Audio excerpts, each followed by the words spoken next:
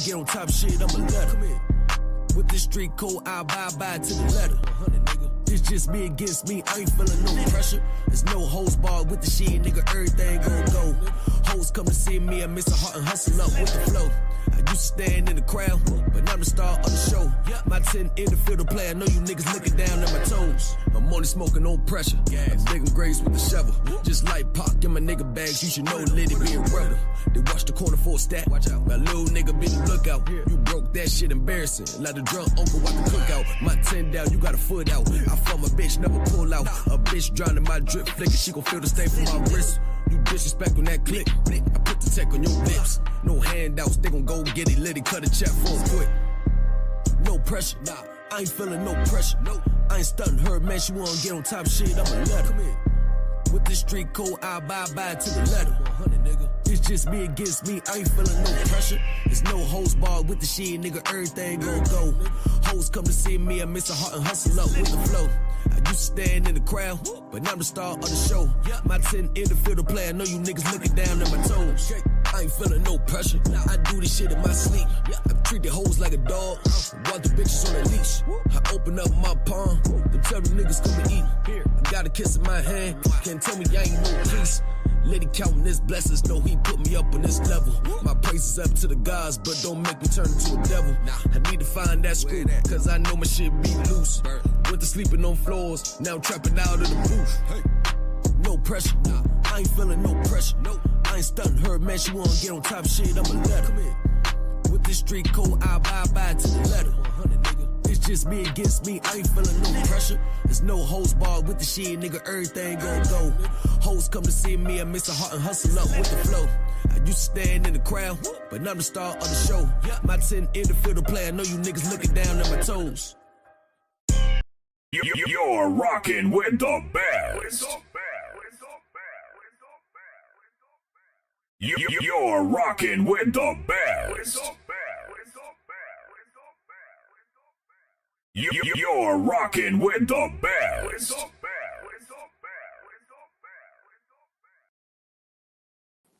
Woo, woo, yeah.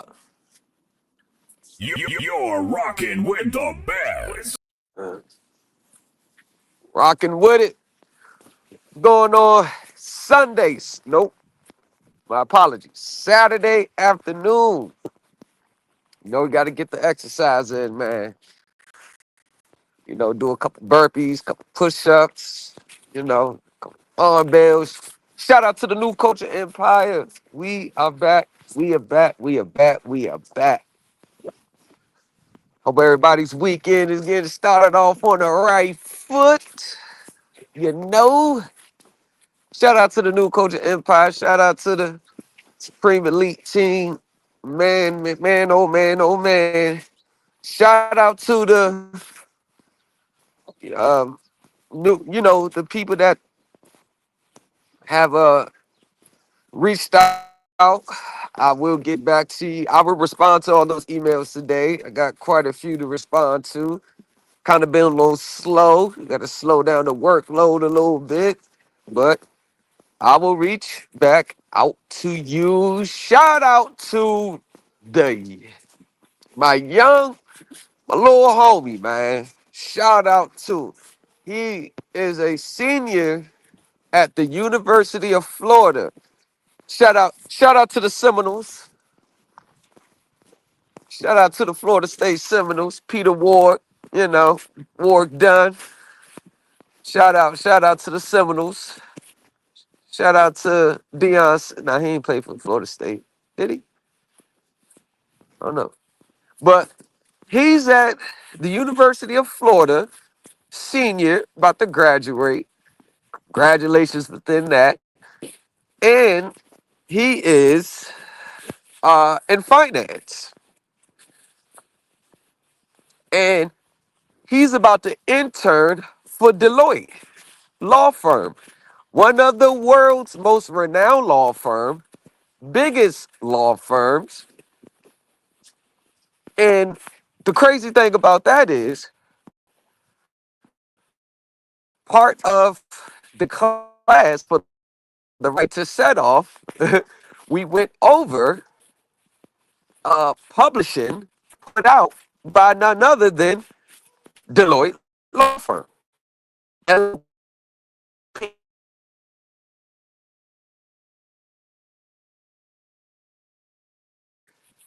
good, very, very, very, very decent young man. And I was so excited talking to him because I was like, man, you taking an interest in this stuff at such a young age. I said, bro, you gonna be so far ahead of the game in 10 years. Man, it's like a tree with 1,000 branches. Your options of how you want to take your life to the next level. I mean, your options are going to be so wide open, and you're getting the real life experience in those corporate settings at a young age. Deloitte is not no nah. They are in the top three. They are up there. So by you interning there is a very great look. So I gave him some tasks to do to ask his professor, his college professor, because one of the things that floored me is that they don't ever go in depth about the tax laws, the tax regulations, the in depth on the accrual versus the cash basis method of accounting. They don't go into depth in all the intricacies that pretty much is actually needed. So even when you graduate with all these degrees, you're not going to know the inside intricacies of what's really going on until you climb the corporate ladder. And by the time you are in that position where you fully understand what's going on, you are pretty much somewhere in your, I don't know, late 40s, early 50s. I mean, think about it. Let's look at all these vice presidents and presidents of these major financial institutions. And a lot of them are foreign, but a lot of them are elder men, elder ladies, like in their late 40s, early 50s. It's probably been in that career field for about 25, 30 years. So I basically what I'm saying, coming through the door, having this knowledge that he is going to have to start his career off, is going to be so important to the point where they may have to escalate and accelerate his position. For real, they may have to hide him somewhere up at the top because having all this knowledge coming through the door, there's kind of going to be a conflict of issue with regarding who he's around. So I just shout out to him. Shout out to him. That's such a good thing. But one thing he did tell me is that the accounting regulations, oh, they must follow it. Oh, they must follow. It is a man. It's not even a choice. It's not even a choice. It's not a discretion. It's not, well, regardless if we, they may hide it from us and may make a different presentment to us or representations to us, but the real deal Holyfield must be recorded in its original form, must be documented in its original form. And to know that we have pinpointed exactly where their liabilities is to us from the balance sheet in which they filed, which they submitted, it is amazing. And just, I got this text from, as you can see, the text reads, and this is from the Right to Set Off video. And you know, that's on fire like hotcakes now. Everybody's reaching out to me for that, which is, I understand. But understanding and applying all the information that I delivered from the Right to Set Off class, you have effectively taken the shackles and chains off your feet and wrists. You will realize that those contracts that you signed were already set off at closing. And it's up to you to understand it, pinpoint it, and go enforce it. Go take it back.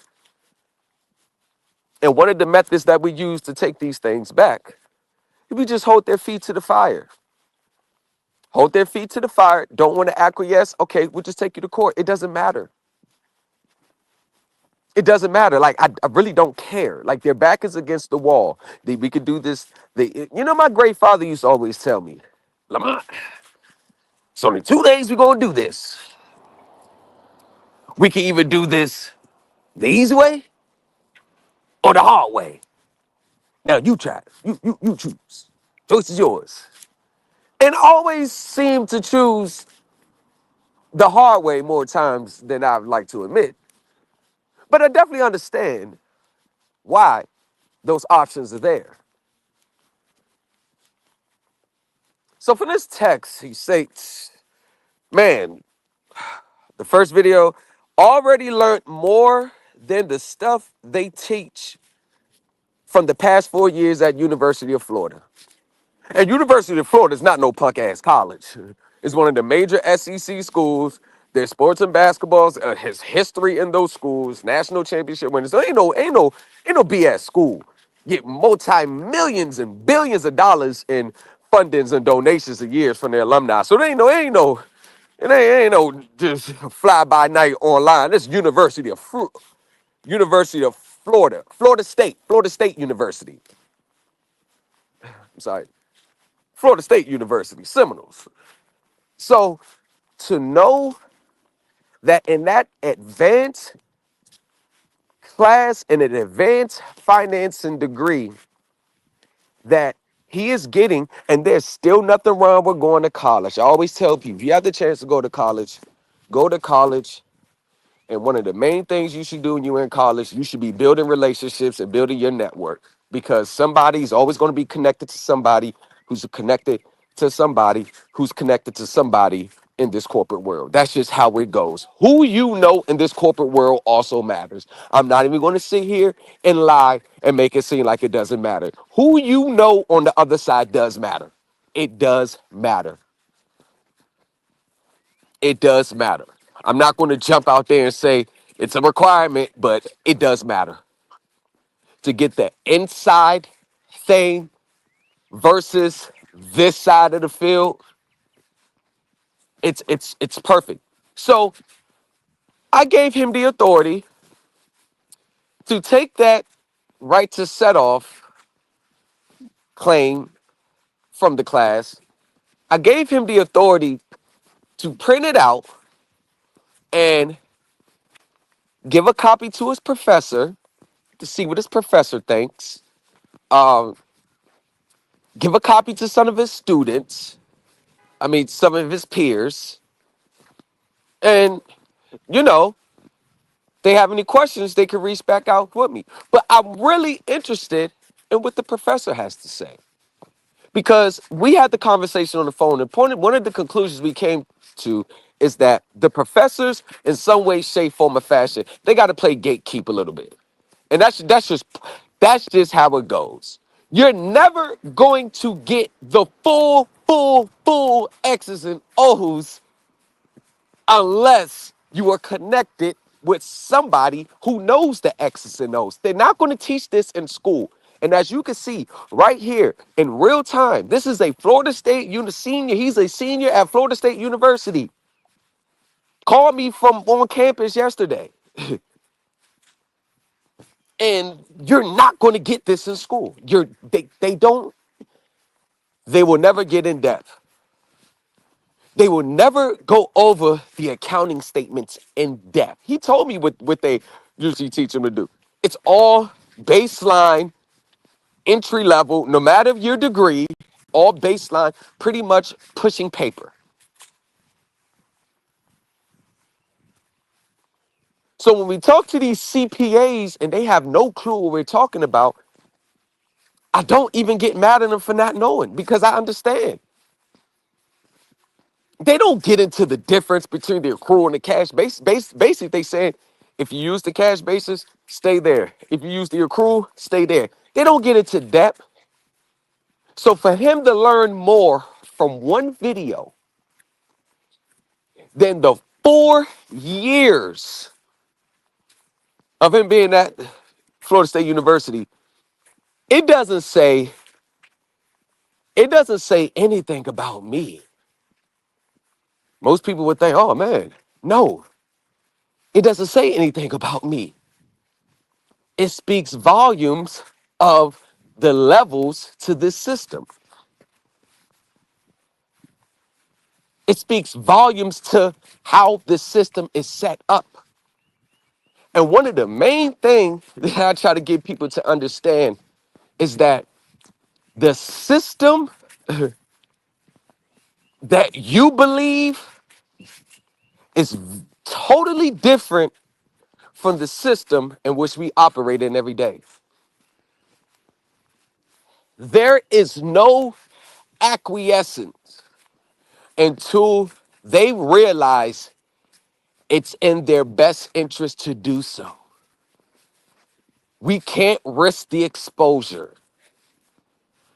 What's their tolerance level? You won't know until you get into the ring with them.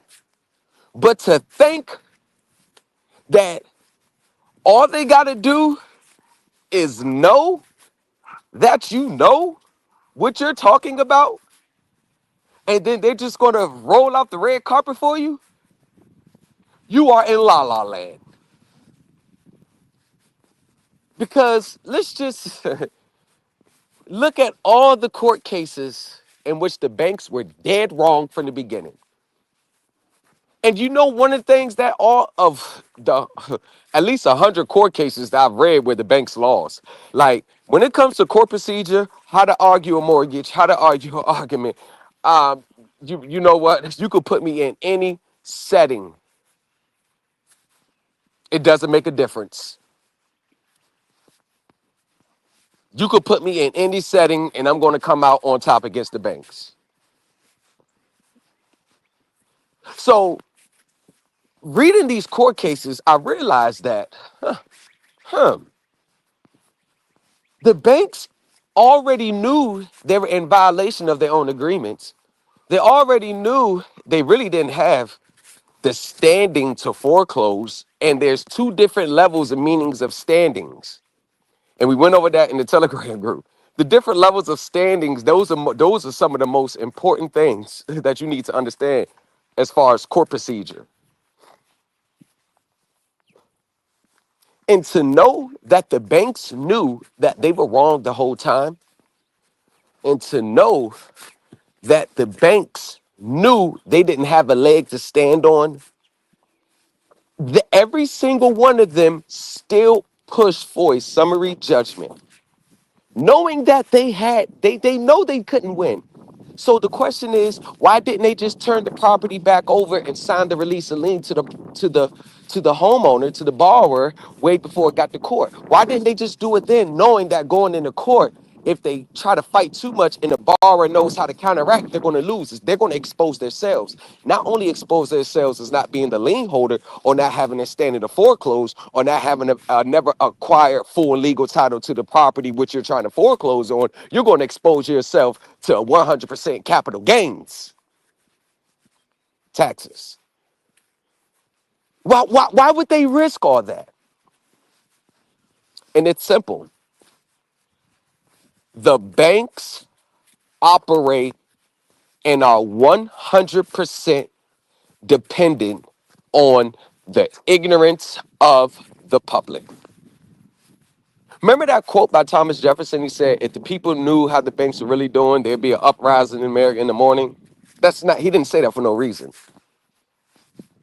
The bank's operation is totally based on the ignorance of the public. It's not enough to go into court and ask for the note. It's not enough to see the blue wet ink signature on the note. It's not enough just to talk about consumer law violations and this, that, and the third. It's not enough to go bring a claim after you're already in. None of that's enough. Actually, none of that even matters. And I got off the phone a couple hours ago with my homeboy, and he was talking to somebody who was helping somebody out with a mortgage. He was going over what his next steps were going to be. My homeboy, he's been in my group for 3 years, so he pretty much he understands the more, he understands the more. He understands what you need to, as procedure wise, what you need to come through the door with. And he was telling me that everything that this person that's supposed to be helping people with their mortgages was going to do was pretty much going to land him in a ditch, and he didn't even know. But the saddest part about all that is everybody who's purporting to do mortgage services, and I'm not going to say everybody because I don't know everybody, so I can only limit it to as far as I can see in these spaces, because I'm not going to put that indictment on everybody, because there are people out there that know what they're doing. So I'm not going to put that on everybody. But the ones, y'all know the usual suspect. Y'all know from as far as we go in this space. Listen, I don't go searching for every single content creator. I swear to God, I don't have the time to do that. Most of the stuff I know about these people are emailing me in the phone talking about, hey, we got another one. And they'll send me the link. And I'm like, oh, yeah, that shit do sound like me. But it is what it is. But one of the things that is so sad is that a lot of these people who are trying to help people with their mortgages, they have no background in advanced accounting. They have no network with them from people who actually worked on the other side to give you insight, to give you guidance, to give you a little direction. They have no actual in courtroom experience. They don't have any advanced understanding of courtroom procedure. They don't know about affirmative defenses. They don't understand about proper pleadings. They don't understand any of the things that you have to know coming through the door if you want to defend someone in a mortgage suit. And one of the biggest things that they don't understand is trying to defend, if it's outside of invalidating their own side agreements, you are going to lose. You ask for the note, you're going to lose. Because most people, one of their main defenses that I've seen is they like to ask for the note. And the question that I pose is, what does it matter if, but you asking for the note, if the note that you're asking for is the same copy of the note that you said you was going to pay? So you ask for the note, they present the judge a copy of the note, then what? What? As a matter of fact, if you ask for the note for the sole purpose of seeing if whether they have the note or not, you pretty much you're going to lose your case. There has to be a reason why you're asking for the note, not just to see if they have it or not. And most people ask for the note just to see if they have it.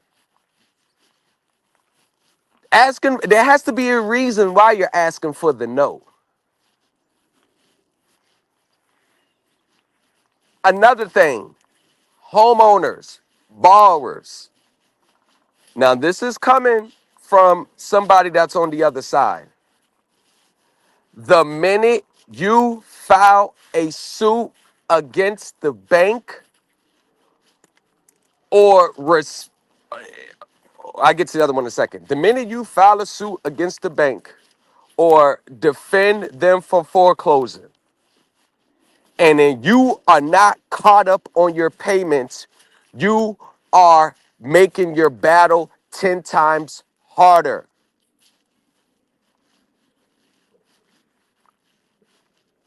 And the only reason why I'm saying that is because most people don't know the X's and O's to make that the number one issue instead of trying to defend and say why they don't have the right to foreclose, have the standing to foreclose. The problem is if you're already 6 months behind payments or a year behind payments, your voice is going to be shut out in the courtroom.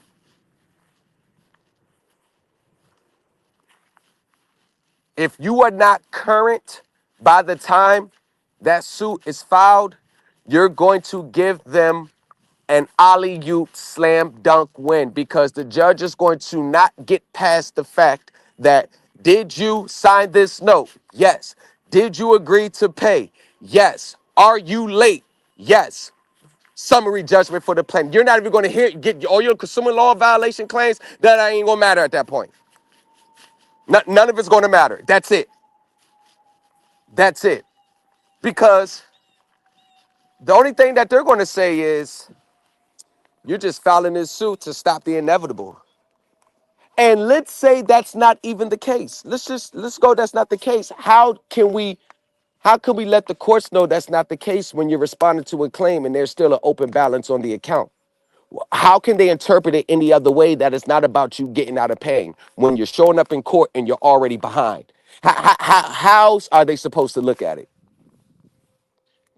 And remember, even when you bring a suit against them, you can't bring a suit against them when you're in default. Because one of the main prerequisites of having the facts viewed and most favorably in light of the plaintiff is bonding your case.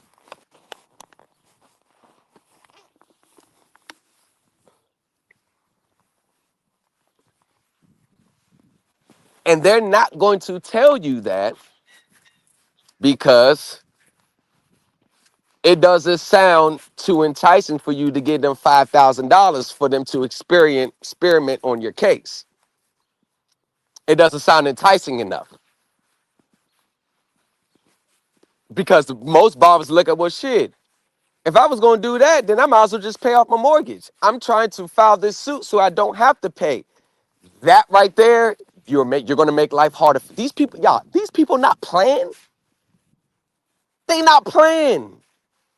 This ain't no fairy tale, just an easy ride. All I gotta do is just bring these claims up in the court and the judge, they're just gonna do it. These people not playing. Everybody that's telling you, oh, as long as you know this is gonna be so easy, send it to the indentured trustee, they're just gonna give you everything back. They're lying to you. They're telling you what you want to Bring that hear. one. That's all they're doing. They're telling you what you want to hear so you can cough over that money. And once you do that, it's all experimental. Just got off the phone with my partner today a couple hours ago, and this person was running it by what he was going to do, and my partner kept telling him, "Nope, that's all wrong. You can't do it like that. Can't do it like that." And they're in the 11th hour. They're in the 11th hour,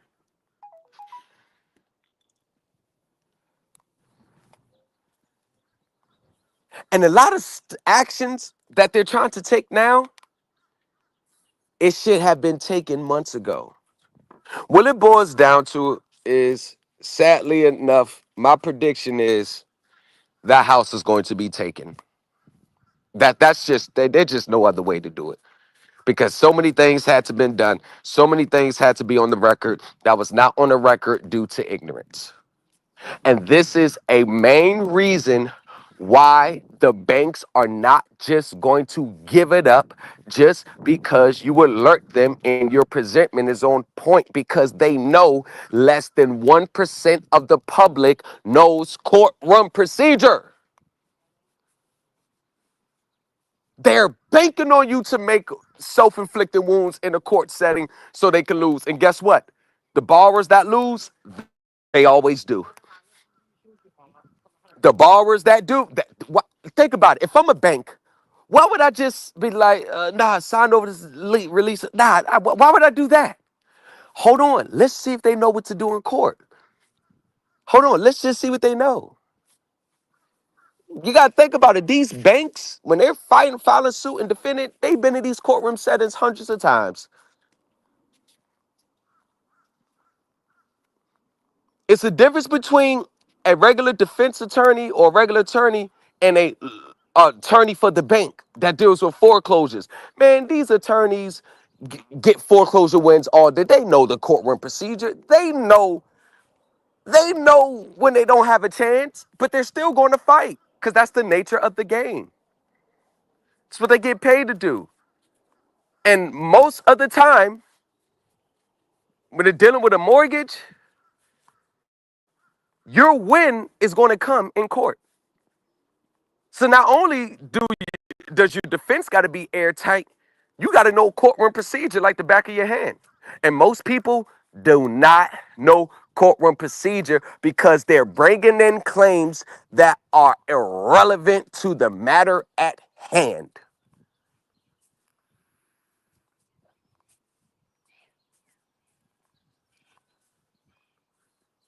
It's irrelevant. This is why all these summary judgments for the plaintiff bank, they are signing those orders day in and day out.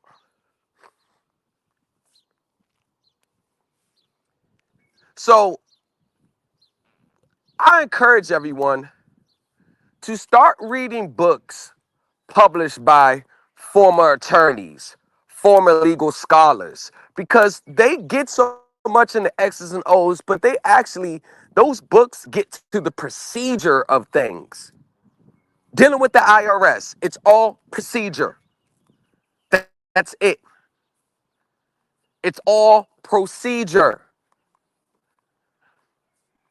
When you're in a tax court setting, when you're in a tax court setting, the judge is not going to look past how they determine how much you owe.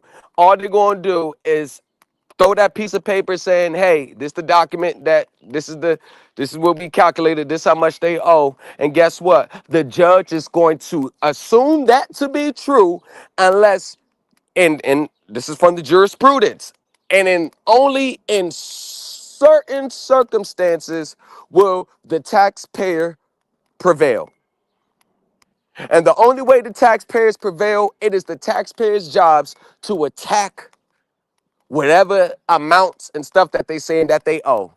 They have to attack how they came to that conclusion. And only in certain circumstances will the taxpayer prevail. It's an adversarial system set up, and it's pretty much guilty until proven innocent. And if you don't understand the X's and O's on how to attack that, you are going to lose. I'm tired of this hope and dream preachers. I'm just getting real raw reality. No more false hopes, false sense of security, getting straight to the point. Either you know what's going on or you're going to lose. That's it. There is no middle ground. There's no more middle ground.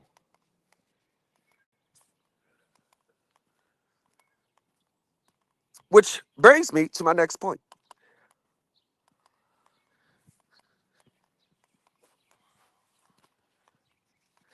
I've been receiving phone calls from people and emails from more people that this court case, courtroom procedure talk that I've been doing has been garnering a lot of attention. People are getting interested in the courtroom procedure and the courtroom like settings of things and how to defend your mortgage case in court. And that's important because if you can defend it in court, you can defend it in any other venue. You could defend it with its big tax implications with the IRS. It's all types of stuff. It leads over to the consumer laws violations and all that. So to be able to defend in court is the biggest accomplishment that you can have with regards to one of your, which is going to be probably your most valuable asset, is your home. Nobody wants to lose their home. I get it. Life happens. Things happens. The banks don't care. Hold on. Hold. Let me start the press. Uh, Dion played with them. Yes. Okay. What's up, Richard? The one. What's going on? Big Dax in the building. Miss Magnificent. Thomas. What's up, T-Top? CJ. What's up, CJ? CJ in the building. Hey, CJ. I'm gonna have. Hey, CJ, I'm gonna have you on my other channel too, man. I'm starting out to. I'll let y'all know. I'm gonna have you on there too, man. I'm gonna give you your own time slot too, man. I'm gonna let you just go in. That's a fact. Give it if people still want more. Well, yeah.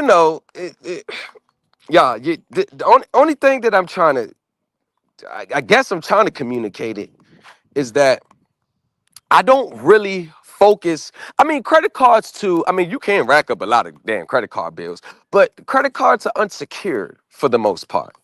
Like, there's always some type of room in negotiation with credit cards because it's unsecured. So since these are normally unsecured, I mean, it's in their best interest to work with you. Credit cards are more of a revolving thing. So that's. I mean, it's still a part of the same pool, but autos and mortgages, because I focus on what's the most important things in our lives.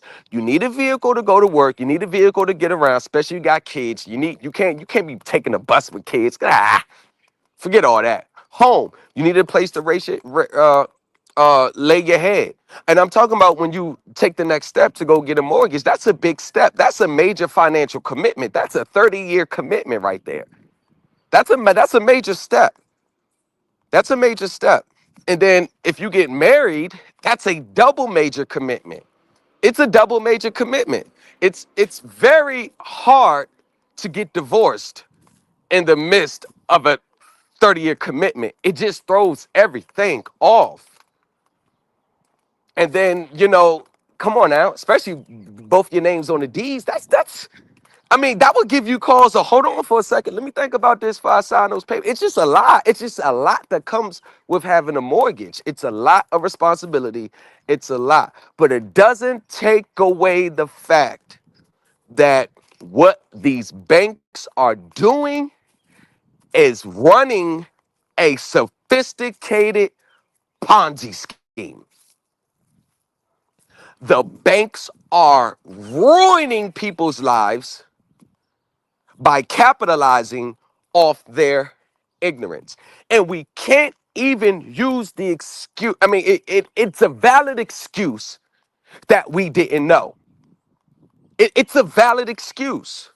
Because even if you go to school at the University of Florida State University, hold on, let me show you. Hold on. He's in college right now as we speak. He's there right now. He is in real time. Call me from his dorm. He's there in real time. He said, man, already learned more than the stuff they teach for the past 4 years. And this is Florida State University. Got a degree in financing. The more advanced financing side. So even if you go to school and try to get this down packed, they're not going to teach you this. Why? Why would they?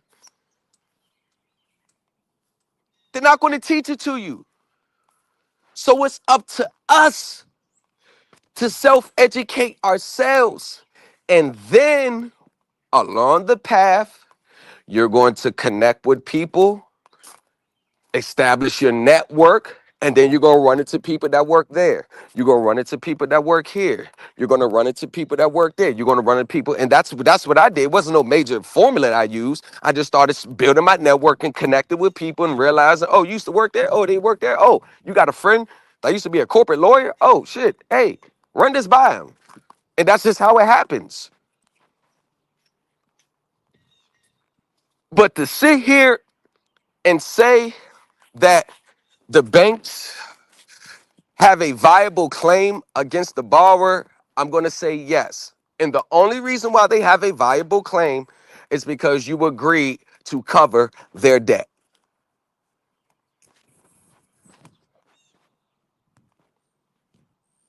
And just to give level set everyone, the banks are totally dependent on the market. This is not a system where the bank runs to the Federal Reserve Bank for every little thing. Somebody is putting the money up for your mortgage. Somebody is purchasing your security from you. Somebody's doing it. Your signature is not creating the money. They're not just signing a signature and then going to deposit it into the account. That's not how it works. Your signature obligating yourself to pay back a mortgage for 30 years, that is the security against the deposit of funds, which allows you to leave with the keys. But let me ask yourself a question. Let's ask yourself a question. Did you ever see that money?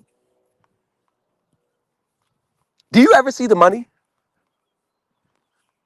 I mean, why didn't they just cut you a check right then and there for your mortgage, and then you take the check and sign it, endorse it over to the seller right then and there?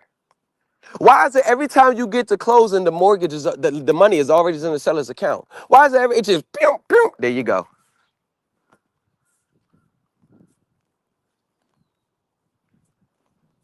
I mean, let's ask ourselves a question. Let me just say this. Let me give this analogy.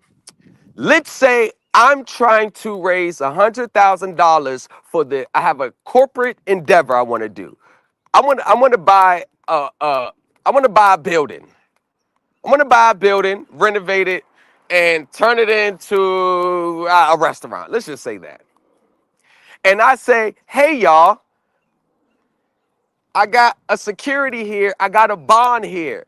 I need $100,000 from everybody that's watching right now. And you're going to take this securities and you're going to get paid back principal and interest in 90 days. You're going to start getting your principal and interest payments back, right?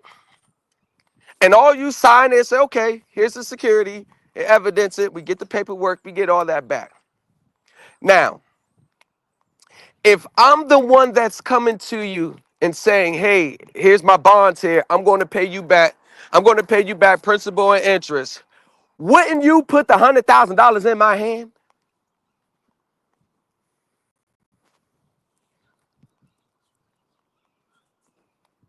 I mean, you would give me the ones who's obligated to pay back. Wouldn't you put the money in my hand?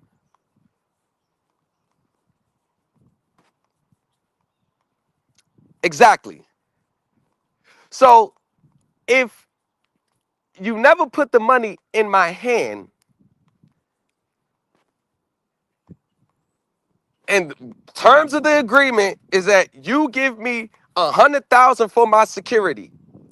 You have the security, but I don't have the 100,000 in my hand that I can literally say the books are closed, the transaction's closed. Then how do I owe on repaying that debt unless I just agree to do it? And if the rule books say that regardless of not, I'm still entitled to that 100,000 cash money in my hand. I'm still entitled to it, regardless. The accounting mandates are firm on this. And let's just say, instead of me directly raising the bond, raising the money, I had someone on my behalf. I had a bank I went through. And the bank received $100,000. Right?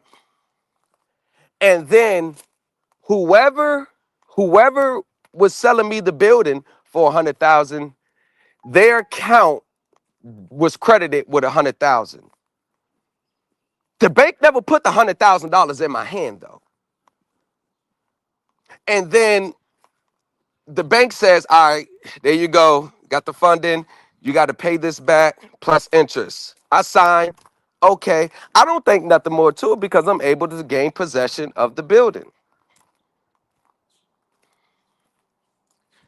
Now, if I understand accounting correctly,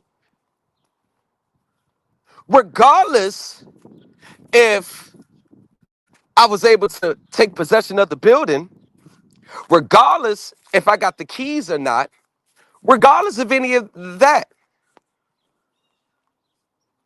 if the bank were to put $100,000 in my hand and I never got the $100,000 in my hand, cash money, receipt, a proof of funding, a proof of that you received this $100,000 instead of just slapping a note in my face saying that I received it. I'm talking about cash money in my hand. I mean, they can't use the accrual method because I never had unrestricted rights to that money. But if the rules say that the $100,000 is supposed to be pledged in my hand, and I never received $100,000, regardless if I've been in that building for 2 or 3 years, regardless if I'm paying back the loan on time every month, regardless, we have an issue now. The books are not really closed. The transaction is not even closed. In fact, the bank now has to file every quarter that it never gave me the $100,000 in my hand.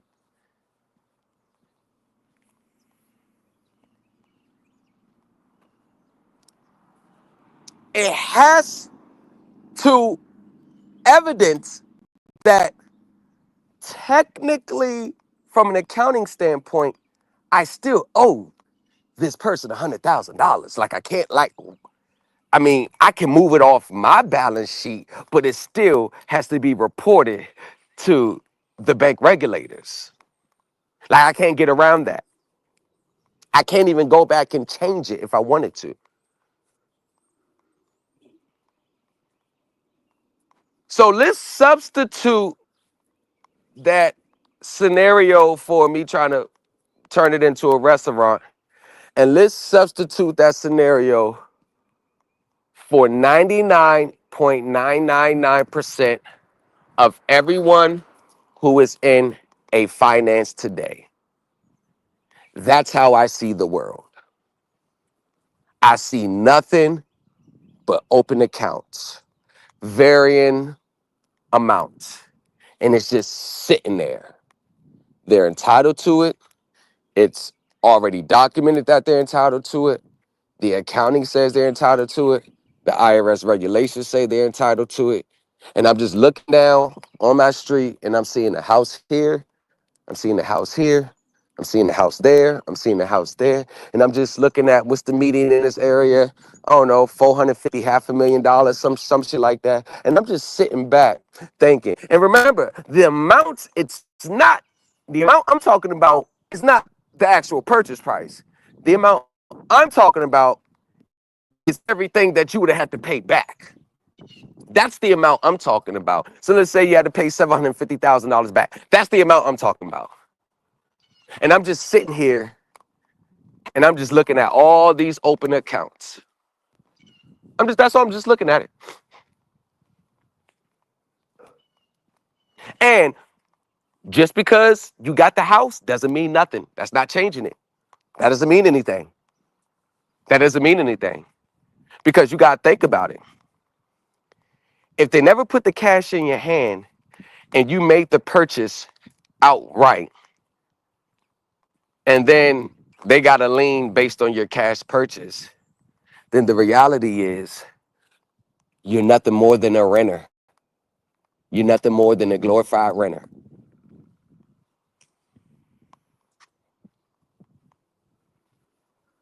Tenant landlord relationship. That's the true nature of a mortgage. You're just a tenant for now.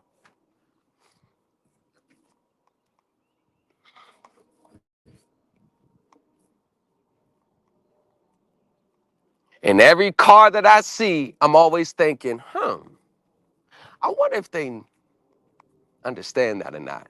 And there's hundreds of cars on my street right now. Hundreds. Parked on the side, parked in the driveway. Hundreds. And I'm just looking at all these open accounts. Just looking, just staring at them. And then we got the nerve to say that times is hard. We got the nerve to say that we're broke. We got the nerve to say that we're struggling.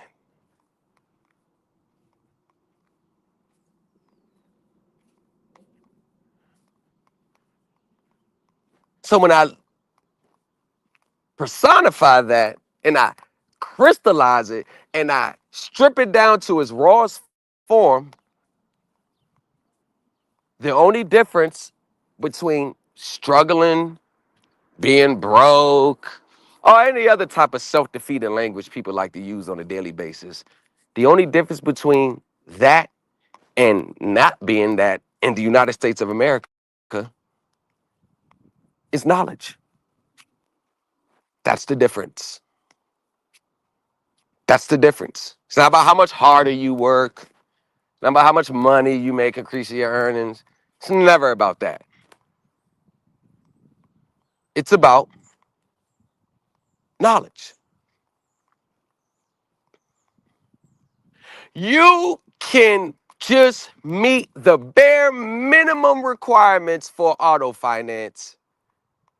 And if you understood the game and executed all the proper documents correctly, you will have more than, and that one, bam, at the close of that transaction, you will have more than people that's been working more consistently than you. So it's not about that.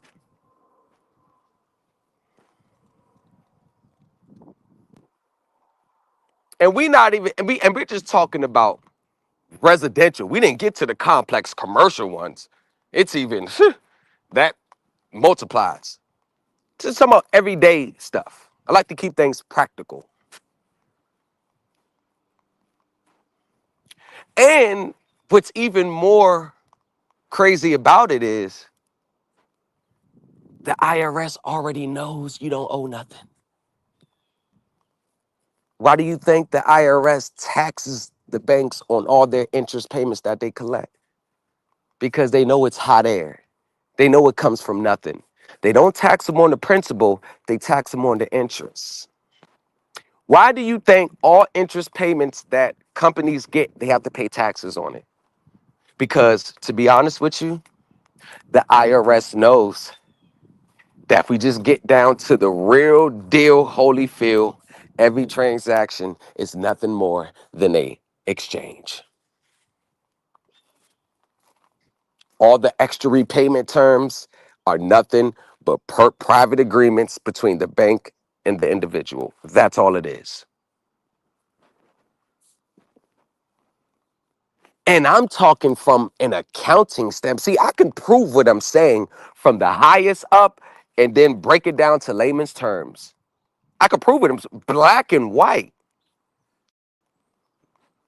They don't even call these things the definitions that we use to go by, like a mortgage, loan agreement. They don't even call them those on an accounting standpoint. They call them totally different names. And what it boils down to it in the United States of America is once we understand that they have assigned us a position that operates and originates from their world up there, the corporate world, and they have assigned it to us in our everyday lives, our most common folk, because all of us are common folks, regular people. When I judge you against that corporate world system, ain't none of us bringing in $78 million a year. Ain't none of us bringing in $5, $6, $7 million a year on an everyday consistent basis. So unless we're financially in that world, we are all common folk, regardless if we make six figure, 200,000, 100,000. We ain't shit to that world. That's a $16 trillion a day world. So we're all the same to them. Regardless if we make good money, pay our bills on time, struggling or not, we're all in the same fucking boat.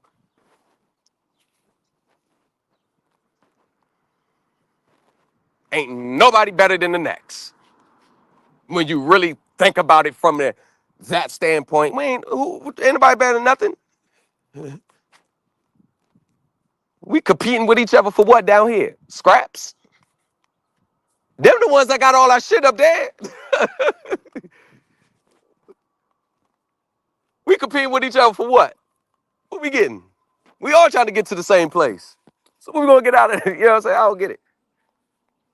But what it boils down to, the way they assigned us when they're dealing with these financial transactions is they have put us in the position to reap the benefits while hiding it from us at the same time. And the one thing that we got to realize is no matter what, and this is the system that how it operates today, no matter what type of financing you get, what it's for, whether it's an auto, whether it's a mortgage, it don't even matter. You are in the position of power. The minute you sign that dotted line and leave with the keys, you are the one who's entitled. Game, set, match. And the minute we understand that our sole purpose in existence in this financial world is to trade securities, loan our securities, 95% of the problems that you think you have today will disappear. The other 5 is going to be based on what you cause for yourself, based on our decisions and choices. 95% of financial woes disappear that quick because the system that we're in today, it's impossible for you not to be in a position of power. They can't play their game without us being in that position. It's just impossible. So they reluctantly had to put us in a position of power, but all they got to do is get us to think that we're not in a position of power and play the propaganda mindset and do all that other stuff, and that's what protects their game. The game is so vicious that they even got to report that they owe you. They got to report that you're the beneficial owner. They have to report it. Legal mandate. And they have to follow the accounting rules.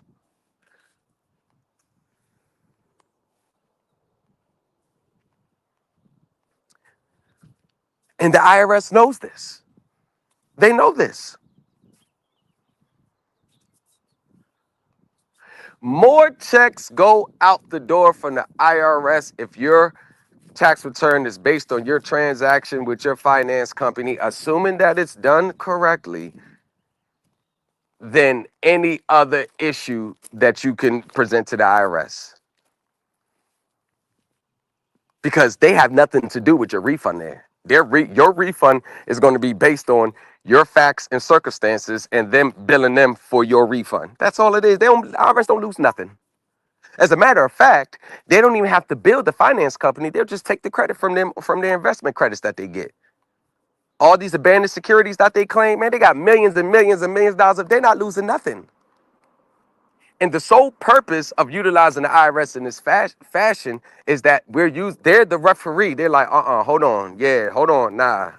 Yeah, you absolutely right. Nah, y'all owe taxes on this because y'all didn't follow the accounting rules. We got to follow the accounting rules. Y'all got to follow the accounting rules. So the thing is, once you understand that and they say, here's your advancement because this is what you were owed from the beginning, then you take that and then you pay off that. And then now you have substituted the security interest, the lien, for the actual collateral that you were supposed to receive at the beginning. And once they get that and process that, they're going to deliver the title to you. So now you're going to be recouping and accumulating assets along the way, which allows you to have bargaining chips with the world.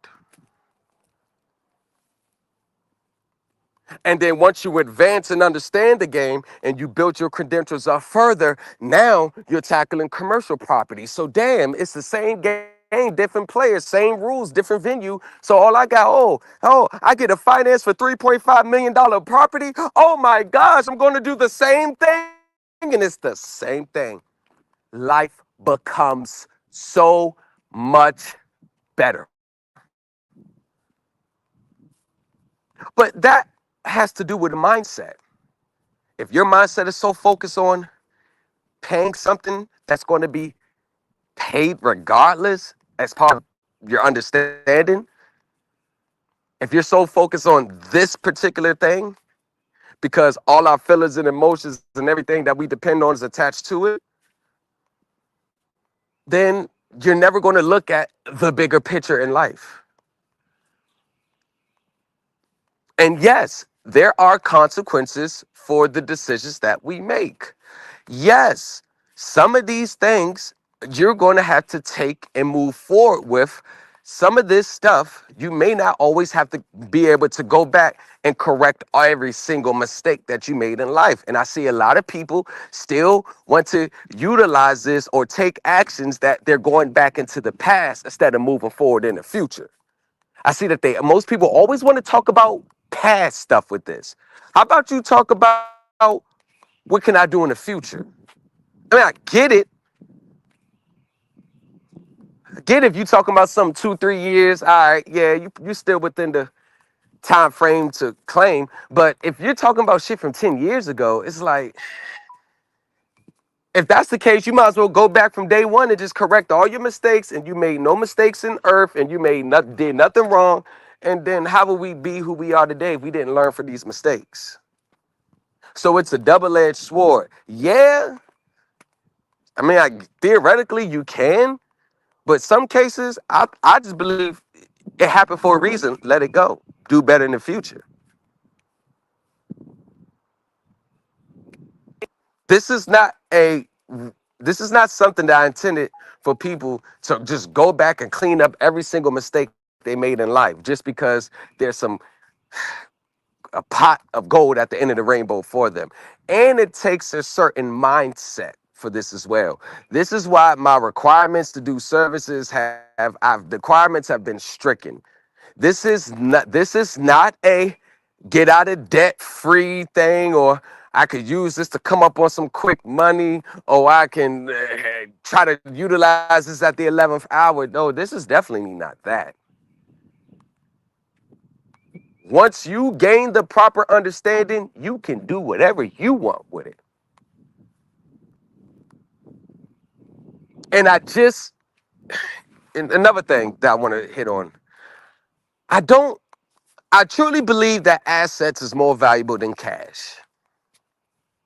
See, when you understand this stuff and you kind of got a little background in negotiations and willing and dealing, you know, I'm expecting people to start thinking outside the box.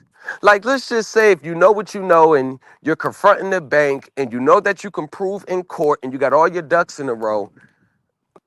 I mean, I would just a thought. Like, if I know, like, the main bank I need to deal with is Wells Fargo, and I got everything that I even sent them a copy of the court motion that I will file if I had to file, knowing they can't get around it. And I propose something. Um, I would just throw it out there, suggest that, and let's just say they are leaning towards answering, acquiescing to whatever proposal that you get. 98% of the people who's going to find themselves back in the same position, got to try to do this over again and again. 98% of the people who will find themselves back in the same positions, and sit back for us, this might sting y'all, but you know, I'm a straight shooter. 98% of people who probably find themselves back in the same position are probably going to be the ones who just wants the cash. That's probably who just wants the cold hard cash for whatever reason, whether it's a status symbol, whether it's to make them feel good about themselves, make them so they can do the things that they probably couldn't do before. I don't know, whatever the reason is. But 98% of those people are just going to ask for the cash. The 2% who's going to eventually benefit from the system and turn their assets into wealth along the way, those are going to be the ones that says, you know what, instead of giving me cash, I want to finance. I need a letter of credit. I need you to give me a letter of credit. I want to purchase this property, and I'm willing to give y'all a 40% cut in on it because I'm going to be producing this with it. So I'm going to be producing income, and I'll give y'all, between a, 30-40% cut for the first 3 years, and then the rest I'll do 2% interest payment for the next year after that. Then we're done.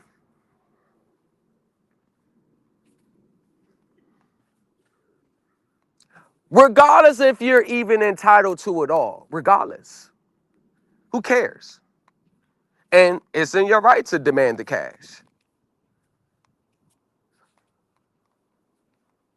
But if your approach is more like that, and you're saying, hey, I understand the game.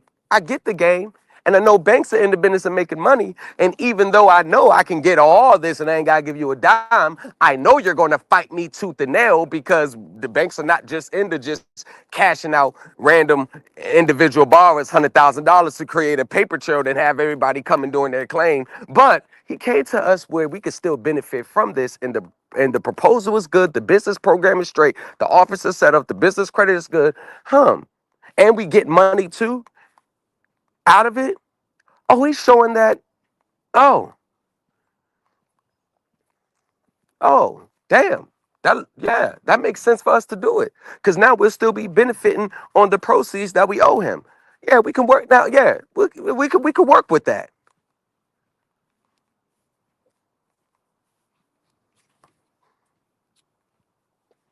The, unless you're at the IRS stage, the object is to leave the cash with them and take the assets, allow them to benefit from the reserves, and you take the assets. That asset that you're going to acquire with that line of credit should be an asset that is going to produce you income. Anything outside of that, this is just nothing more than a replacement of government assistance. Nothing more than just the same old mindset.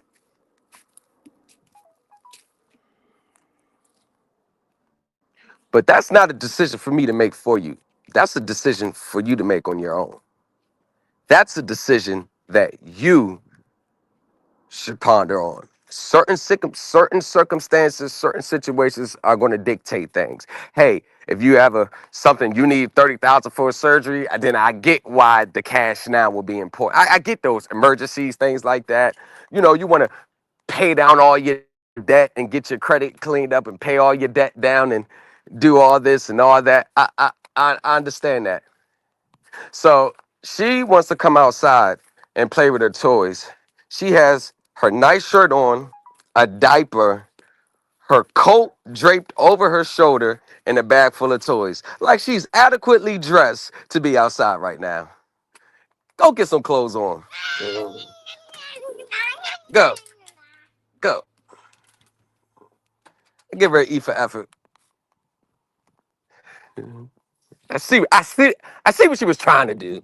She was trying to comply with the dress code requirement. Her brain ain't got it all the way there yet. It'll get there. Look, now she's coming out with the clothes in her hand. Somebody's supposed to put the clothes on you. Fact. Somebody's supposed to put the clothes on you. Have Yaya put the clothes on you first. Okay, have Yaya put the clothes on you. Okay, go. Go to Yaya. Sheesh. So, this upcoming class is going to be, I want to call it a mortgage class, but it's not going to be about the IRS side of things. It's not going to be about the OID. It's not going to be about the tax. It's not going to be about all that. I'm just move past that for a second. This is going to be solely on courtroom scenario, courtroom procedures, notice of default, notice of intent to foreclose, and things like that. That is what this that is what this class is going to be about. That is what this class is going to be about. And I don't want to make that announcement now because I'm not sure, but I will. I will soon. I'm not sure. I got to get more particulars together. So, one of the things that this is where we're going to go down, and I'll drop a video later on. So, in this class, you will understand courtroom procedure as it applies to your state. You will understand what it's needed for there to be a valid transfer and assignment. You're going to understand how the banks, their rights and responsibilities are governed. You're going to understand courtroom arguments, courtroom tactics, and pleadings and responses.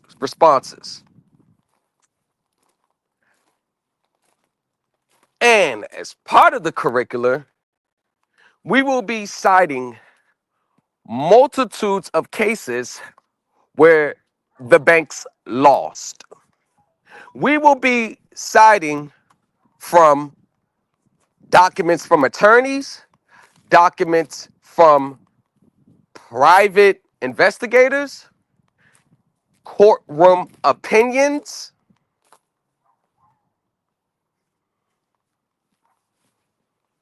and at the conclusion, we will go over a sample motion that I put together from a mock, let's say, foreclosure. From the initial summons to the initial response and to our response to their motion for summary judgment. So I'm going to use a real life bank's motion for summary judgment, and then I'm going to response would be because the response would be okay. So I'm gonna do it like this. I'm gonna take a case. I'm gonna do the motion for summary judgment from the bank, and then you're gonna see how the borrower lost, and then in that motion for summary judgment, all the facts of the case, I'm going to respond with the motion I would have put together, and then I'm going to show you a court case in which the judge would have ruled if that was my motion, meaning the judge ruled directly in favor of a case that what I would have done. I would show you how a judge would have ruled if they would have used my motion instead of their motion. Now, it's hard to find court cases where the borrower is not talking about sovereign citizen stuff. It's very hard. I mean, that's just at the forefront of all the research, all these sovereign citizen claims, vapor money theory claims, the bank deposited the mortgage into an account and then loaned the money back at me 10 times the amount. None of that. None of these consumer law violations. That's not going to spearhead this motion. None of the show me the promissory note. None of that. None of that. None of that. Show me the promissory note. And I'm going to break it down. The motion, we're going to go over that. And then I'm going to show you multitudes of court cases where the judges have agreed with the position I will take in my motion. This not only will teach you how to defend against such claims, it will show you how to initiate your claims as you're the plaintiff against them. Regardless, well, granted that you're current. Now, if you're behind the 8 ball, although it's going to make it hard, but the difference is when you're behind the 8 ball and they're filing the suit, then you're the defendant. It's not like you're the plaintiff. If you was coming in as a plaintiff and you're already behind, that's when you're going to lose.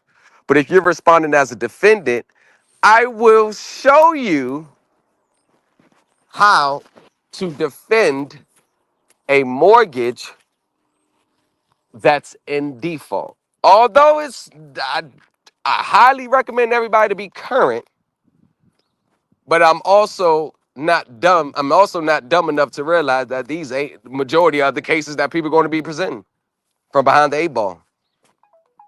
I've really ever seen court cases in mass where the borrower filed a suit while they were current. I never see any of this stuff in mass when they are current.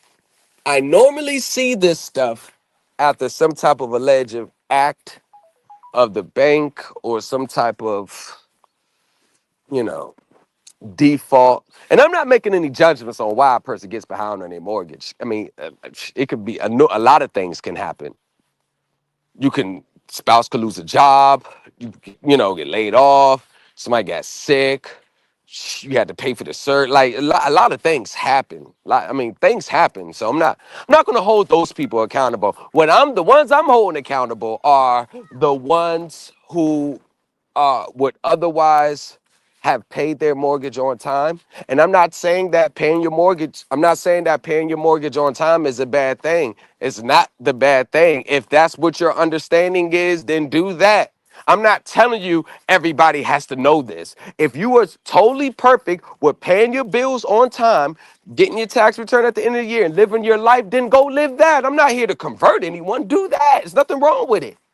There's a lot of people who are successful that don't know this stuff. So go ahead. That's not the issue. I'm not gonna be like, oh man, why y'all doing that? You could be doing nah. If that's what you listen, I let lion dogs sleep. If that's what it is with them. I mean, that's their reality. I never try to force anybody to have a reality outside of the ones that they already have. That's it. That's what you believe. Go ahead. I'm not about to argue with you about it, nothing. That's what you believe. Go ahead, do your thing. But I'm talking about the ones who would have otherwise paid their bills, but they ran across this YouTube and someone probably had a particular hat on and a string hanging down from their face and showing all these ancient Egyptian signs and stuff like that, or all this. You ain't got to pay your bills. Don't pay your bills. No, give them this instead. No, don't ever pay a bill ever again. Instead, give them an international bill of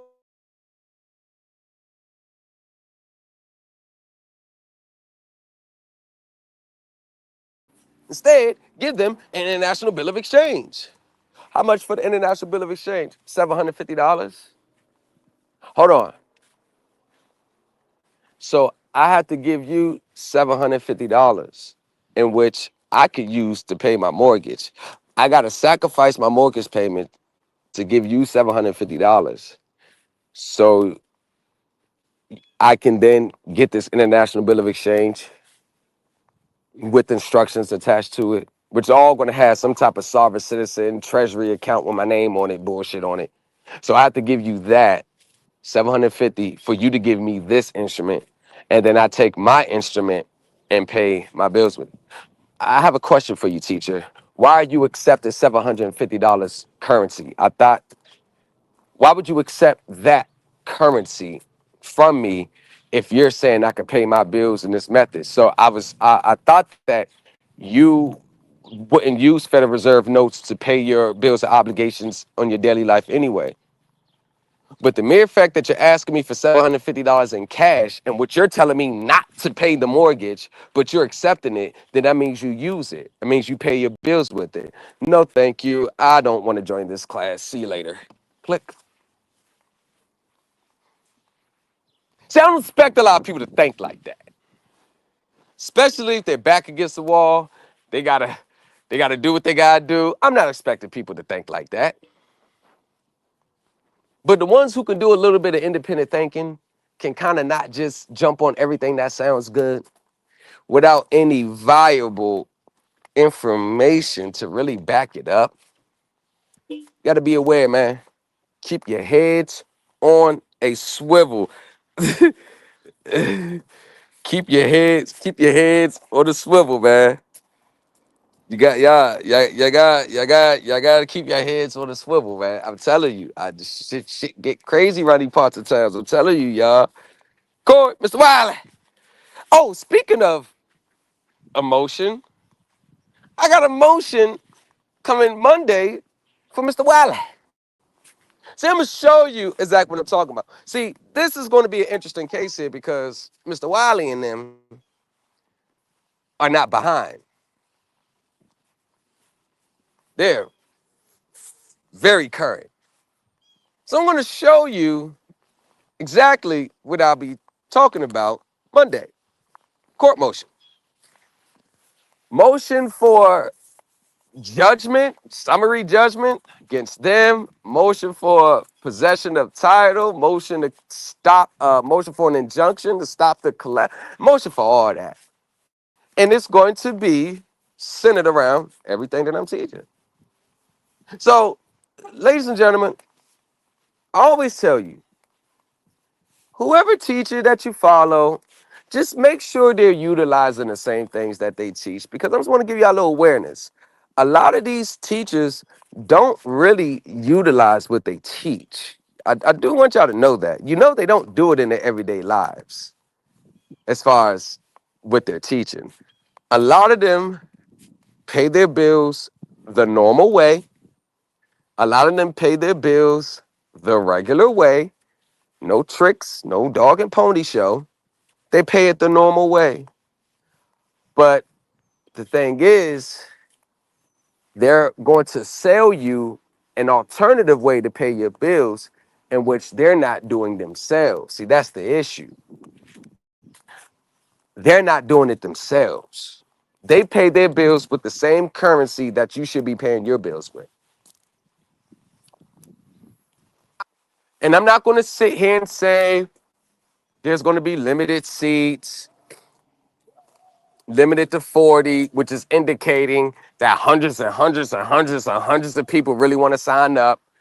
Because if I was to do that, basically what I'm telling is my information is so powerful that hundreds and hundreds of people want to sign up. And if you don't sign up now, you may miss out on this groundbreaking, life-changing information. So it's the undertone. It's not the fact that it's limited to 40 seats. It's the undertone where that it's presenting the information that you can't get it anywhere else but here. But I find that hard to believe because all the information that you need to be totally free and successful, all the information that I use, aside from personal people's, personal stuff, all the information that you really need to understand the game, why is it that every time I go to look for it, I'm not digging in some deep, dark, secret vault for it? Why is it I'm just going straight to Google? And I'm talking about the information that you really need to know. Why do we always just go to Google to search for it? Why does everything got to be so secretive that nobody else has it but me? Why does that always have to? Why? The reality is, all of the shit, let me just say this. If you cannot find your remedy somewhere in the public, then that means your remedy doesn't exist. Let me just say that. If you can't find no public citation, simple Google search or Bing, whatever it is, if you can't find these documents and stuff in the public, and I'm talking about from a, you know, assuming that it's not no propaganda stuff. If we're talking, hey, accounting says this, and I'm saying nobody knows has this accounting book but me, but this is accounting. And if I'm saying, oh, nobody has this but me, then look at me sideways. If I'm talking about a secret way of doing something that I can't point to no public federal regulation or no accounting standard or something that can corroborate it, I'm on bullshit. If any method that I say, you should go it like this, do it like this, if there's no legal confirmation, some regulation, a stat, something legal that corroborates it, best believe all I'm offering is nothing more than a passed down process that somebody already did or used or sold several years before. We have to stop with this nobody knows this but me stuff, because that is not a lie. Because if nobody knows it but you, the question is, how did you get it? If it's supposed to be such a secret, how did you get it? It's not like you the fucking Solicitor General of the United States. It's not like you're the fucking, you know what I'm saying, a corporate attorney. It's not like you the president of acquisitions and merger.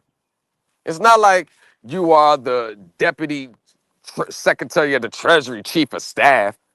It's not like you're the director of the FBI or the CIA. It ain't like you ain't in none of them powerful positions. You're just a regular old person like you and I. So if you got it, there's chances of 10,000 people got it too. So let's stop it. And when it comes to show, is that everybody that says, don't get this but me, you don't get it nowhere but me, all you got to do is sit back long enough, you're going to see that same class popping up all over TikTok. All over TikTok. It's like that banking class. That banking class been circulating since 2021. But I swore people made it seem like it was groundbreaking. Nobody had to put them. The whole time that shit was, all they do is just take a little bit of this out, move these words around, throw a little introductory sheet to it, and spice it up, and now you have a banking class. Whole time that banking class never originated from most people that sold it.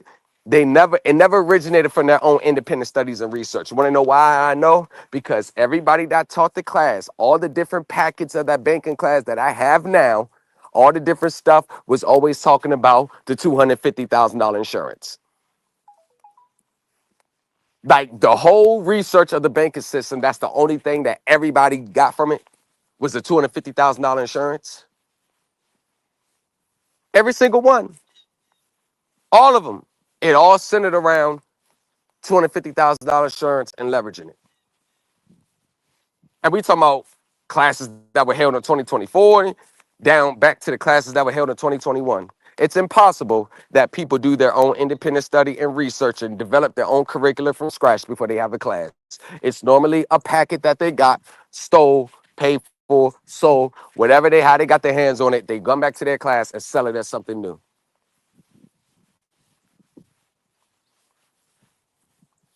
It's impossible in these spaces. If you was to get a template from someone, I guarantee you're going to see that same template floating around from somebody else. Do you think that these people care enough about you to put a document together from scratch that fits your particular situation? Do you think they care enough about you for it? These so-called teachers don't give a damn about you. They could care less if you lost your home based on the stuff that you purchased from them. Do you really think they would care if you lost your home? Do you really think that getting services from them comes with helping you defend it and stand on the case until it's done? The service and their care ends as soon as that Cash App hits and they deliver the documents. That's when it's done. And what is the number one thing that they always want to tell you when you have questions when shit ain't go right as they guaranteed it would? What's the first thing they say? Do your own research.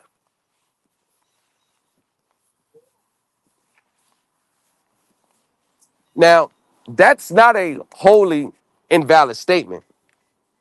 The problem with that statement is you're never telling them that, hey, I don't know about this. There's something I have. You still gonna have to do your research, but if you still want it, come get it. It's always, this is it. This is gonna be it. This is the big one. Susie, I'm coming to see ya. This is the big one. I'm here. This is it. I feel it. I'm on my way. Right. They throw that red fox, just the big one shit on. And then when you come back to it, nothing happens. They don't come online to explain themselves, don't come online to apologize. What do? They move on to the next class like it ain't nothing.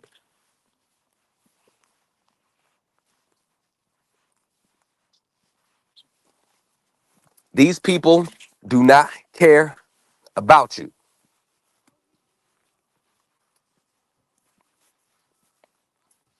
And I'm thinking about merging the tax debt class with the mortgage. I don't know how that would look. The tax debt class.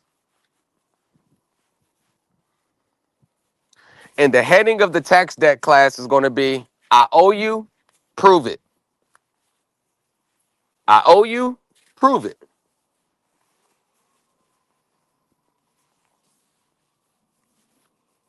We want to see if they can prove something that they have already admitted that they can't prove.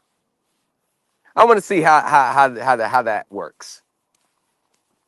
We're going to see if they can prove something that they've already admitted that they can't prove out of their own mouths. That's the crazy part. We are going to see if they can really prove it. I mean, you already said you couldn't prove it. So let's see what you say. So I think those are going to be the next two, and then about end of April, May, y'all, it's going to be a totally different. Hey, what's going on, buddy? How you doing? Oh, I'm just doing good, man. Just talking with my class, just trying to, get things in order. That's good. Yes, sir. That's really good. I'm supposed to get a diploma for my doctorate this coming week. Oh, that. I'm looking forward to that. Congratulations. It took me 74 years to get here, but Yeah, hey, you got to get your diploma and doctor. That's still. See, it's never about how long it takes you to get there, as right. long as you get there. Yeah, that's right. That's Better right. know That's a it. good lesson. Yes, sir. Nice dog. Hey, Yeah, thank buddy. you. How you She's kind of doing? like a sheep. She'll go astray all the time, like a sheep. Uh-huh. I call her sheep Sheep. sometimes. Yeah. But one thing about it, she's always going to find her way back home. Yeah, that's right. Yes, sir. Well, I'll quickly say that it's a doctorate in Christian living, so this is going to be very good for me. Yes, I sir. always want to learn more about how to do the right thing. So my wife and I have an inmate that we're to help out. Okay. Now I'm the one with the doctor. She graduated from high school, and she's going to be at my side. And I thought that's really nice of that group of people to let that happen. Yes, sir. It is. Yes, sir. That was very nice. I I appreciate it, man. You stopping by, man. We got to talk more, man. like that. Yeah, I used to talk to you normally. Just work schedule's been different, but yeah, man, we're gonna talk more. That'd be great, man. Yes, sir. Enjoy talking to you, man. Oh, I same get here. I get a lot of I get a lot of wisdom from you. Oh, good. I Yes, got sir. that from you. I just got something just a moment ago. There you go. That's great. Yes, sir. Enjoy the rest of your day, sir. All right.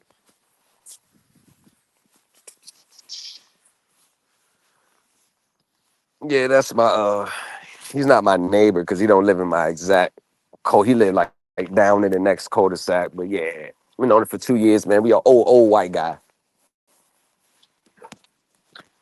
Started one day, just I was walking, he started talking. I say, how you doing? And he just started talking, and we just started cool, man. It's my old wisdom guy, man. If I wasn't live, I ain't cutting the shit. We'd be out there talking for like 2 hours. Yep. This old white. He said he about to get his doctorate. What do you say? 74? Yeah.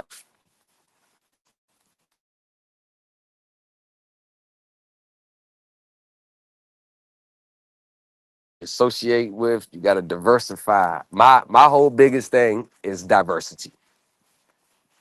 And I went to school in a mixing bowl. Black, white, Spanish, Asian, Korean, Vietnamese, Somalian, Middle East. I went to school with everybody. So I'm a hell of a shapeshifter. I can blend in any setting, any crowd. I can blend right in. I don't limit myself to just one race. You limit yourself to one race, you ain't getting nowhere. You ain't getting nowhere. Limit yourself with one race around the same people who all think the same. Oh, shit. Shit. Actually, it wasn't until I started diversifying my surroundings that things started to click in the right direction.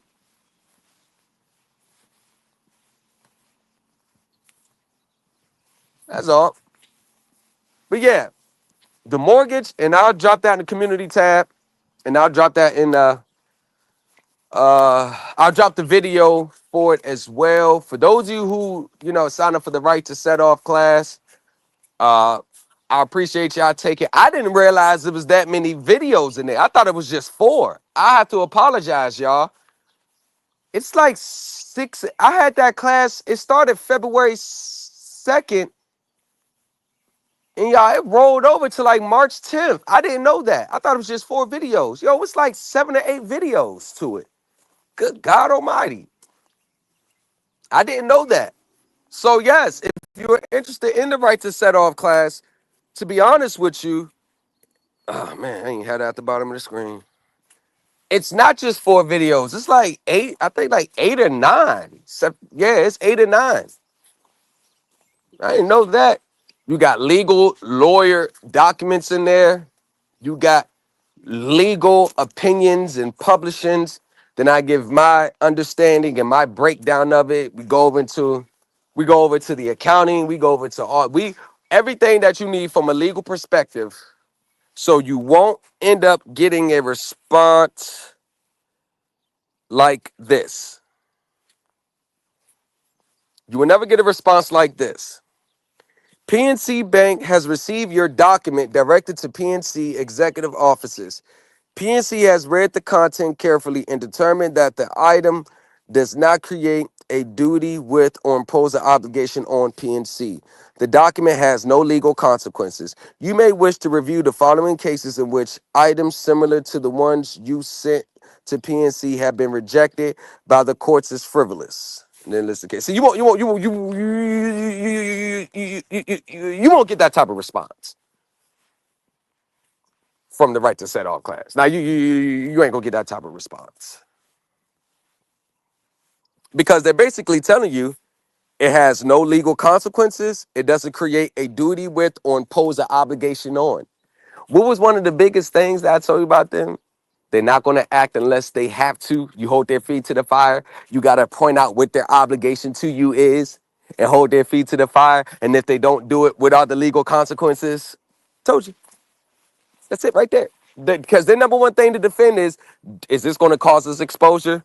Do we have an do we have a obligational duty to perform? And what's the consequences if we don't perform? That's how they measure it. And most people who's following these teachers, they don't know how to answer none of those questions. And this is why they get stuff like this back. And you know what's so crazy about this document? The person who sent it to me got it from a person that their teacher that's in the class. Do you know that that person was still following that teacher after they paid them money for that and they got that response and still was just following like, hey, yeah, buddy. You want to know what that says to me? That the person who paid for that document and got that response, they don't even believe this shit works. They don't even believe. So they weren't surprised that it didn't work. So this is nothing more to this person than a trauma bond. They just bond together and just talk about how hard it is and try to figure out ways to do it. But no, they don't really believe this shit. They don't really believe they'll be successful. No, I know I may sound like I'm sounding crazy, but a lot of people don't really believe they're going to be successful in this. Because remember, a lot of people who are doing processes, who are taking action, you got to realize a lot of them have not developed the mindset yet. They're just doing. Their mindset hasn't really changed about how they believe it is. They're just doing something to counteract their circumstances. That's all it is. But they don't really believe like that knowing that you get from understanding. They don't really believe it'll work. They'll be excited if it does, but they don't really believe it because they didn't work on the first thing that you got to work on before you can take in this information and develop an understanding is your mindset. If your mindset is the same while you're just doing this, that's all you're just going to be doing things with no conviction. You're not going to be confident. You're not going to be able to go the extra mile. You're not going to be able to blow through the smoke screen. And as soon as you get met with resistance, which is inevitable, all you're going to do is look for someone else who can help you bail out the last teacher's doing. And these are the people that I'm supposed to recruit and come on the endeavors that I'm taking with my business partners to make solid decisions on behalf of the business and the trust. You see what I'm saying? You see the mindset? And it's not even about intelligence. But it does take a certain level of intelligence to see what's not shown. It does in that regard. But the rest, most people are defeated based on their mindset alone. I mean, we're not going to act like a lot of people come into these spaces just because they see free, quick money. We're not going to act like people pursue outlandish claims because of their inner greed and they can fully express who they want to be, but they lack the resources to do it now. See, we're not going to act like that aspect of these spaces don't exist.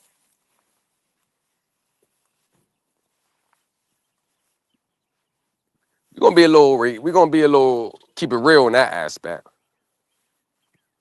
And this is why people like that reach out to me at a 0.1% rate. And people who have the mindset for this are reaching out to me in drones. Everybody that reaches out to me now has the mindset. Understand what it really takes. Has a certain level of patience. The ones who don't, they know they don't even reach out anymore. I think they've gotten the message loud and clear. And for me, it's supposed to be that way because that's my mindset. Remember, it's not about the quantity of the people who's reaching out. It's about the quality of the people you're reaching out.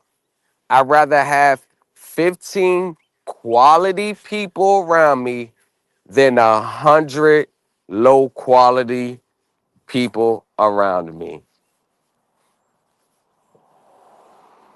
I don't know most people from a personal level. I just go by what's their actions in these spaces. That's the only thing I can go off of what it's presented. But if you think this is a get out of jail free card, if you think this is another level of government assistance, if you think it's anything beyond understanding from a corporate level the X's and O's and the rules to the game and fighting through that door to get what's yours, you are going to be in for a rude awakening. If you think all it takes is for them to know that you know what's going on and they're just going to hand over the house, you are hopelessly misled. Because if that was the case, none of those court cases would have existed. All the ones where the banks lost, they were dead wrong from the beginning. It didn't stop them from fighting. It ain't stopped them from still trying to take the house. They know they dead. They know they don't got no rights to it, can't enforce it, nothing. Still ain't stop them. So what makes you think it's going to be different for you? Oh, the teacher said it.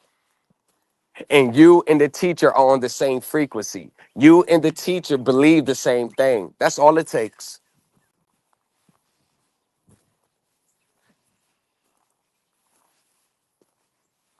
So I may not have 75,000 views or 150,000 subscribers, but the quality of people who are reaching out to me in the email makes up for it.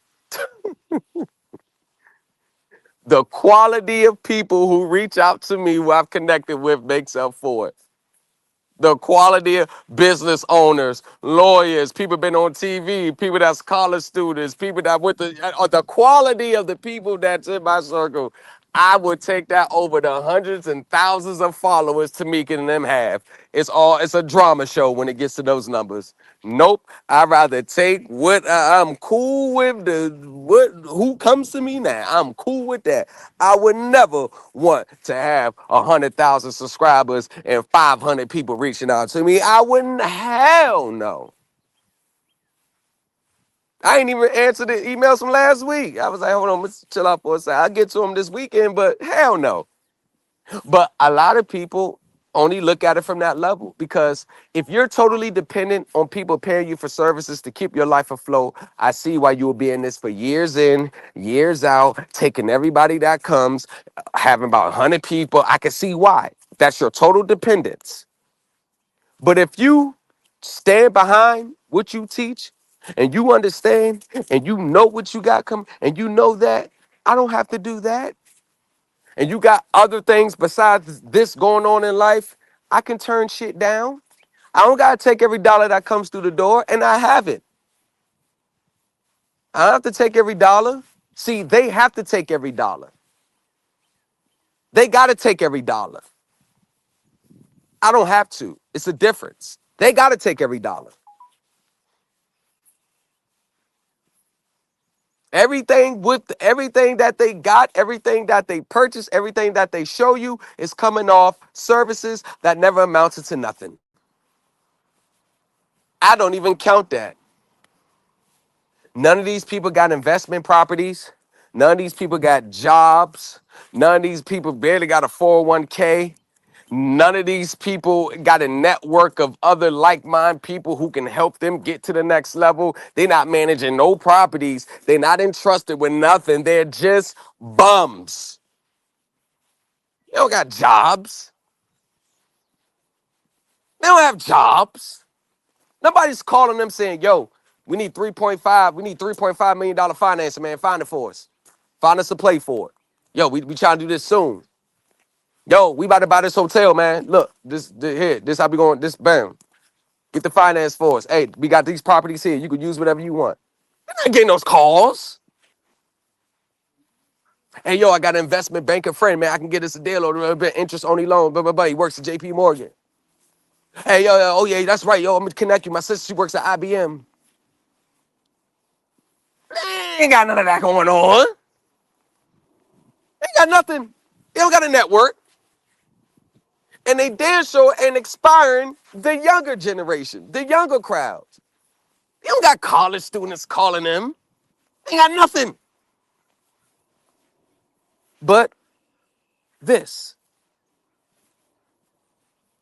This is all they have. The potential to get your money. That's all they have.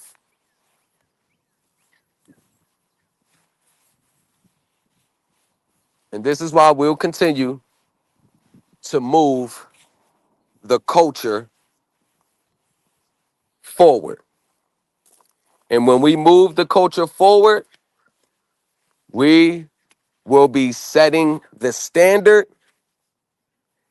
and executing greatness. One gone. Go TV, what's up, boy? I seen you in the building. What's up, boy? Poppy Blanco, what's up, man?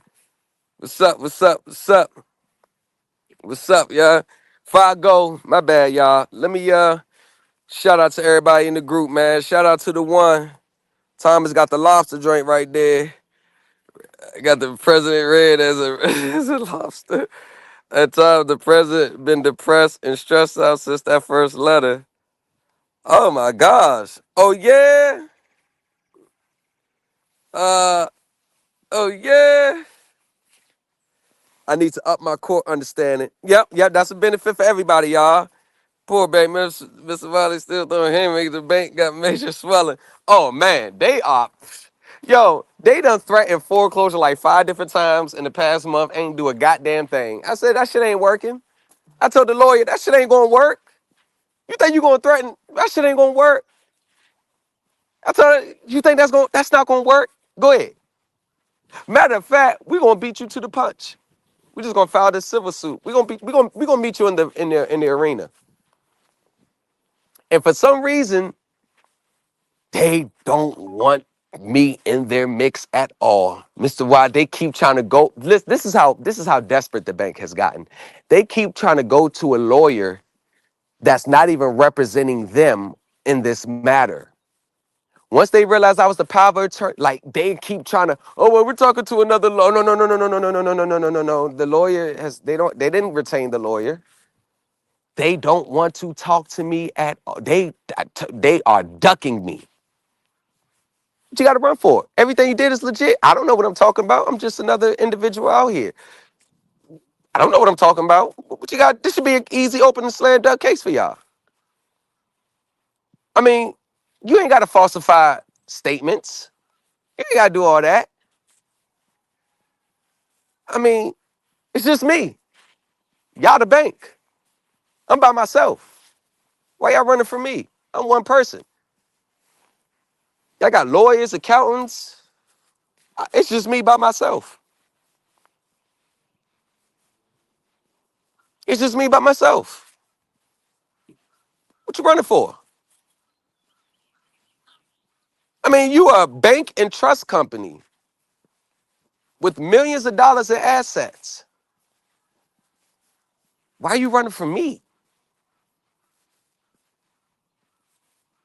Why are you running from me? I don't understand that part.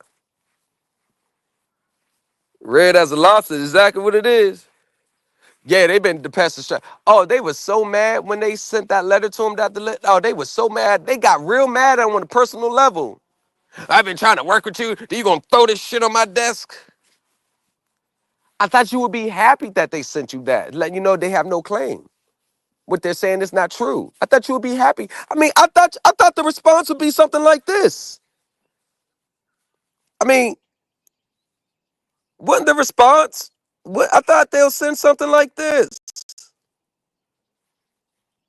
If I could find it. Hold on, y'all. I thought the response would be that. Why ain't they send that?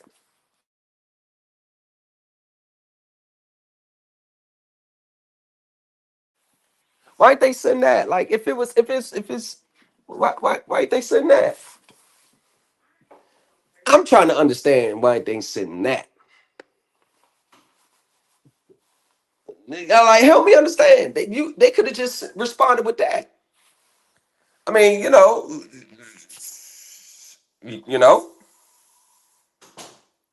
Puppy Blanco, same shit, different toilet. Right, Mr. Wiley.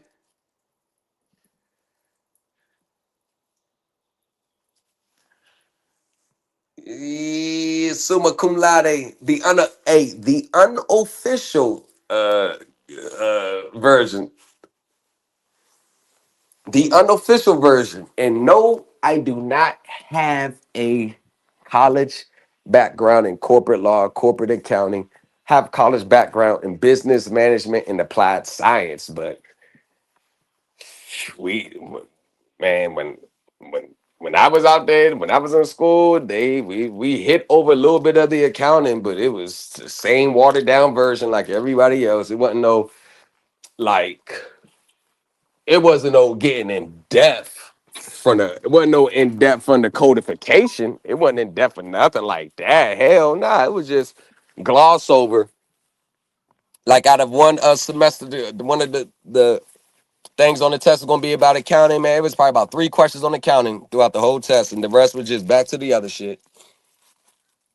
Business strategies and things like that, entities. It wasn't nothing like wasn't nothing to cry home about. Yeah, y'all. I mean, we not sitting in the back waiting, hiding under a desk. We taking it to these financial institutions. We not walking in the bank with a birth certificate and a fraudulent QSIP to it. We not walking in the bank with this.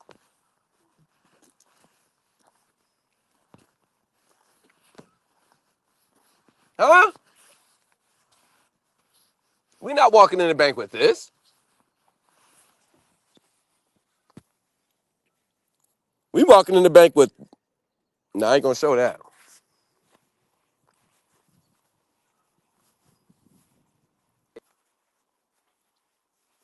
Matter of fact, we not even talking to the low level customer service rep. Yo, where the vice president at? Y'all go get the president. That's who I need to talk to. Is there anything I can help? No, man, there's no way you can help me.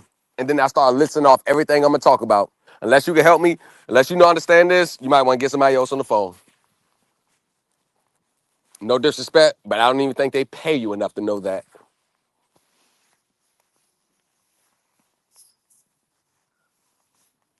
Do this shit in real life.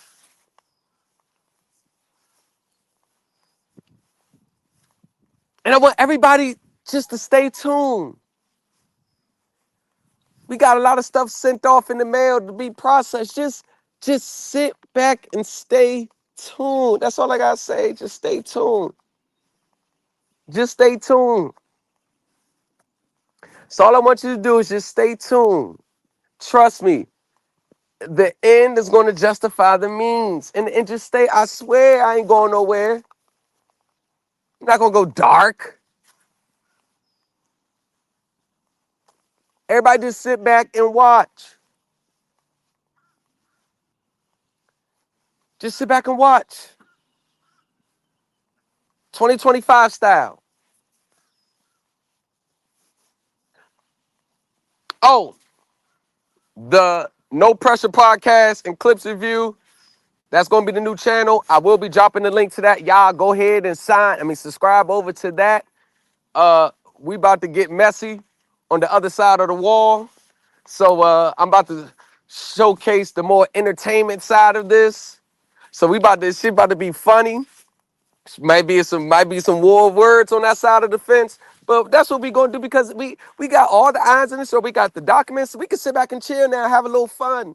You want to study and learn? You could just come on this channel, watch the videos, join the Telegram group and shit like that. And yeah, but we gonna break up the monotony, man. Everybody, if you want to stick to the studies, you go ahead and do that too. But the no pressure podcast, man. That's what we doing, man. The no pressure show or no pressure podcast. I don't know what it is, but no pressure, man. No pressure. No pressure over here, man. Everything is copacetic, man. Everything copacetic. One gone. No pressure, nah. I ain't feeling no pressure. No, I ain't stunting her, man. She wanna get on top shit. I'ma let her. Come here.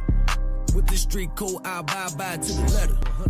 It's just me against me. I ain't feeling no pressure. There's no hoes barred with the shit, nigga. Everything gon' go. Hoes come to see me. I miss a heart and hustle up with the flow. I used to stand in the crowd, but now I'm the star of the show. My 10 in the field of play. I know you niggas looking down at my toes. I'm only smoking no pressure. I'm digging graves with the shovel. Just like Pac in my nigga bags. You should know Liddy be a rebel. They watch the corner for a stat. Watch out. My little nigga be the lookout. You broke that shit embarrassing. Like the drunk uncle at the cookout. My 10 down, you got a foot out. I fuck my bitch, never pull out. A bitch drowning my drip flicker. She gon' feel the stain from my wrist. You disrespect on that click. I put the tech on your lips. No handouts, they gon' go get it lit. Cut a check for a quick. No pressure, nah. I ain't feeling no pressure. No, I ain't stunting her, man. She wanna get on top shit. I'ma let her. Come here. With this street code, I abide to the letter. 100, nigga. It's just me against me. I ain't feeling no pressure. There's no hoes barred with the shit, nigga. Everything gon' go. Hoes come to see me. I miss a heart and hustle up with the flow. I used to stand in the crowd, but now I'm the star of the show. My 10 in the field of play. I know you niggas looking down at my toes. I ain't feeling no pressure. I do this shit in my sleep. I treat the hoes like a dog. While the bitches on a leash. I open up my palm. Them tell the niggas come and eat. I got a kiss in my hand. Can't tell me I ain't no peace. Let it counting his blessings, know he put me up on this level. My praise is up to the gods, but don't make me turn into a devil. I need to find that screw, cause I know my shit be loose. Went to sleeping on floors, now I'm trapping out of the booth. No pressure, nah. I ain't feeling no pressure. No, I ain't stunting her, man. She wanna get on top shit. I'ma let her. Come here. With this street code, I abide to the letter. 100, nigga. It's just me against me. I ain't feeling no pressure. There's no hoes barred with the shit, nigga. Everything gon' go. Hoes come to see me. I miss a heart and hustle up with the flow. I used to stand in the crowd, but now I'm the star of the show. My 10 in the field of play. I know you niggas looking down at my toes.